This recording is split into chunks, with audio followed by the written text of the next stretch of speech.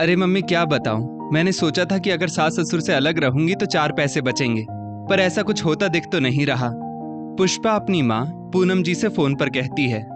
पूनम जी बोली, मैंने तो तुझे पहले ही समझाया था, बड़ों की छत्र छाया में रहेगी तो कुछ समझदारी आएगी, पर नहीं, तुम दोनों को तो लग रहा था कि माँ बाप ही फालतू हैं।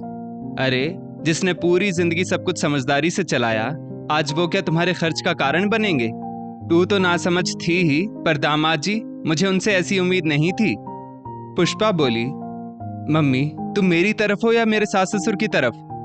पूनम जी बोली, मैं इंसानियत की तरफ हूँ, तुम दोनों की तरह नमक हराम नहीं हूँ कि जिस माँ बाप के पैसे पर इतने दिन राज किया, आज वही तुम्हें फालतू दिखने लगे। एक बात कह देती हूँ, अगर तुम उनसे रिश्ता ठीक नहीं कर पाई तो अपने मायके का रुख भी मत करना।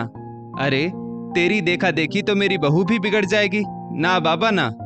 इतना कहकर पूनम जी ने फोन रख दिया। तभी पुष्पा का पति संजय गुस्से से बैग पटकता हुआ बोला, फूटी किस्मत है मेरी जो तुम जैसी बीवी मेरे पल्ले पड़ी है। अरे घर के खर्चों को थोड़ा तो कंट्रोल करो, आखिर कितना कमाऊं मैं? खर्च करने की भी कोई सीमा होती है, पर नहीं, फोन उठाए और लिस्ट भेज दी।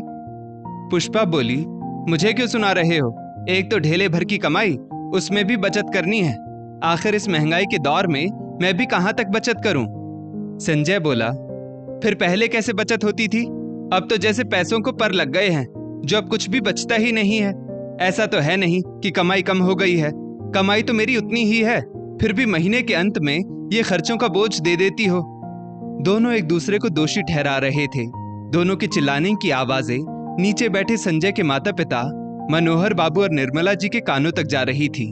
जिस तरह से वे शांति से बैठे थे, मानो उनको कुछ सुनाई ही नहीं दिया, क्योंकि दोनों ने इन सब बातों पर ध्यान देना जो छोड़ दिया था।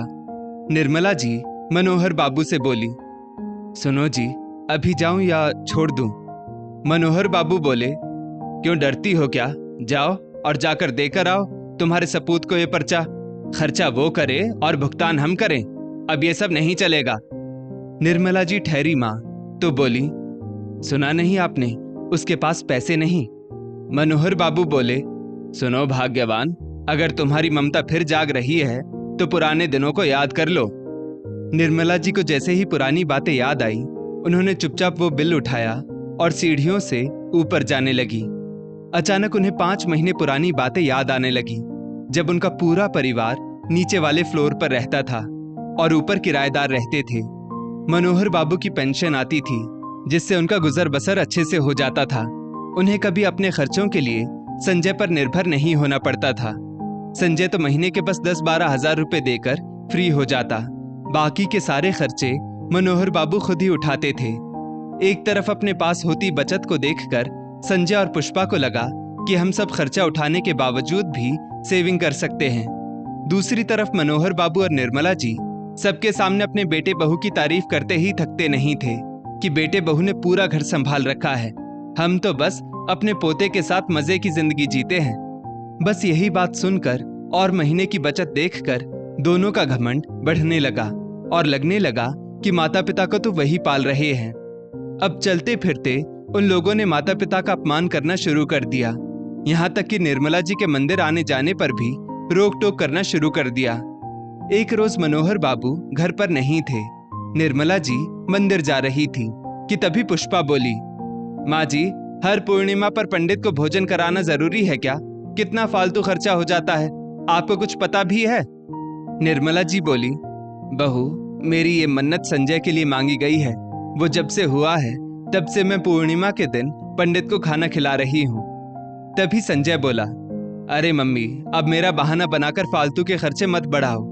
और सही तो कह रही है पुष्पा, फालतू की चीजों पर खर्चा करती हो बस, अब छोड़ दो ये सब। निर्मला जी ये सोचकर चुप हो गई कि कहीं बाद में ये लोग बखेड़ा ना खड़ा करें। जब उनका मन नहीं माना तो वो अपने पास से कुछ पैसे मंदिर में भोजन के लिए दे आई। एक सुबह निर्मला जी मनोहर बाबू से बोली, मैं क्या कह रही हूँ जी, हमारी मानसी को घर आए हुए बहुत दिन हो गए ना, उसे कुछ दिन के लिए अपने पास बुला लें। मनोहर बाबू बोले, तुम्हारी बेटी भी तुम्हारी तरह ही है, अपने ससुराल में रच बस गई, पर फिर भी तुम्हारी इच्छा है तो बुला लो, पर वो आएगी तब ना। निर्मला जी बोली, एक काम करती हूँ, वो जितने दिन के लिए कहेगी तो उसकी पसंद का राशन पानी उस हिसाब से पहले मंगवा लेती हूँ। जब तक वो यहाँ रही मुझे एक काम नहीं करने दिया, तो अब अपने हाथों से बनाकर उसे खिलाऊंगी। इधर दोनों बातें कर रहे थे, उधर पुष्पा कान लगाए सब सुन रही थी। वो तुरंत संजय के पास गई और पूरी बात बता दी। बस फिर क्या था, संजय तमतमाता हुआ आया और बोला, पापा मैं क्या सुन रहा हूँ, आप मानसी को यहाँ बुला रहे हैं? मनोहर बाबू बोले, हाँ बेटा, तेरी माँ को उसकी याद आ रही है, तो बस इसीलिए हम दोनों अभी यही डिसाइड कर रहे थे कि।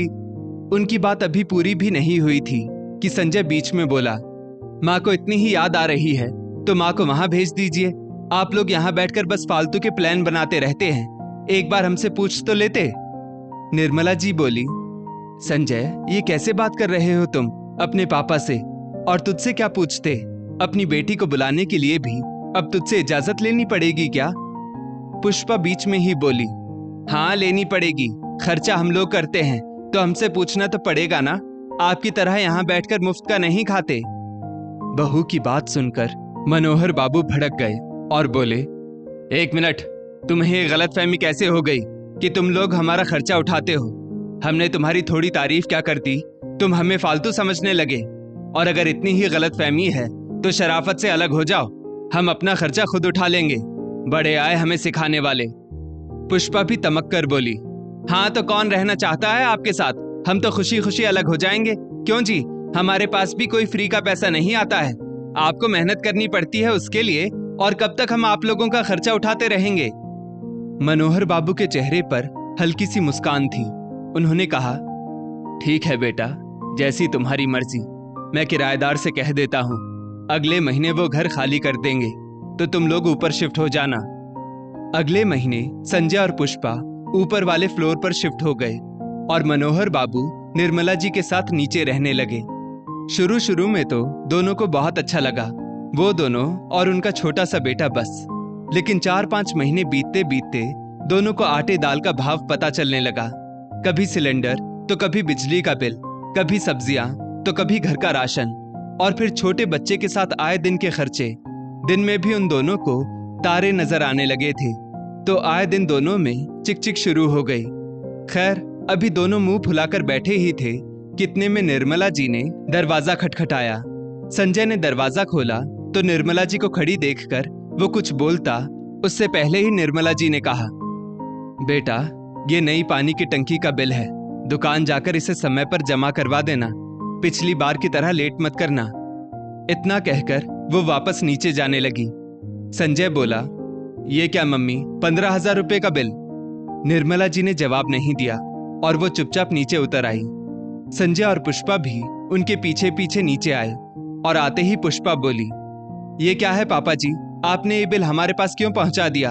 हम क्यों पानी की टंकी का बिल भरेंगे भला?